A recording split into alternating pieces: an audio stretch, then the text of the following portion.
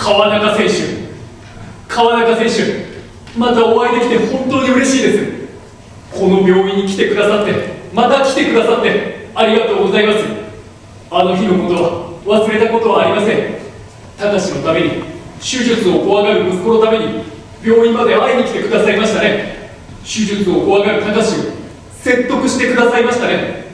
次の試合で僕がホームランを打つから君は代わりに手術を受けるんだと約束してくださいましたね。隆もそれを OK して私本当に嬉しかった。そして昨日の試合、あなたは見事にやってのけた。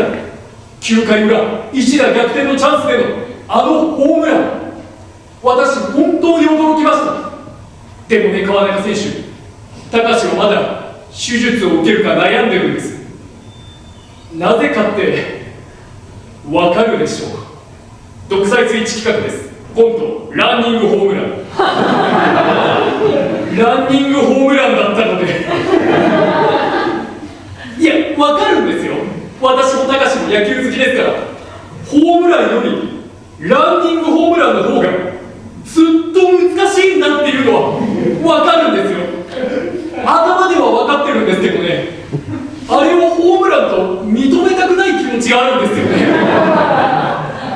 だってランニングホームランじゃないですか。無理やり走ってゲットしたホームランじゃないですか。守備の穴をついたホームランじゃないですか。その手があったかみたいなホームランじゃないですか。実際かなり微妙な判定でしたよね。審判はギリギリセーフを出しましたけど、私たちもかなり微妙な判定を強いられてるんですよ。ぶっちゃけアウトだと思ってるんですよこんなこと言うのはすみません、違うと思うんですけど、すいません、言わせてください。ノーアウトでしたよねチームのことを考えるなら三塁で止まるべきでしたよねそこを無理やり走ったんだぞっていうのが鼻につくというか隆君のために頑張って三塁を回りましたよっていう感じが恩着せがましいというかあの日あなたが必死の形相で三塁蹴ってホームに滑り込んできた時、隆なんて言ったと思います？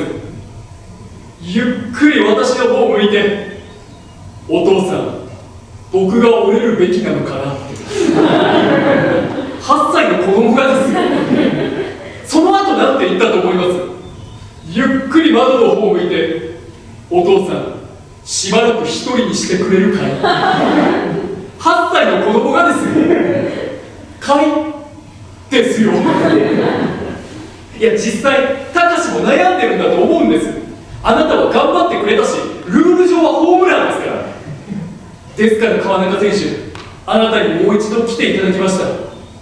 お願いです。隆の目の前で僕が打ったのはホームランだと言い切ってもらえませんかあれはランニングでも立派なホームランなんだと強く主張してもらえませんかそうすれば隆も一歩踏み出せると思うんです。あの日三塁を蹴って一歩踏み出したあなたのようにあなたならきっとできます。なぜならあなたは一度隆の説得に成功している。隆説得のプロだ。もう一度プロの技を見せてください。お願いします。しばらく一人にしてくれるかい。隆と同じだ。どうもありがとうございました。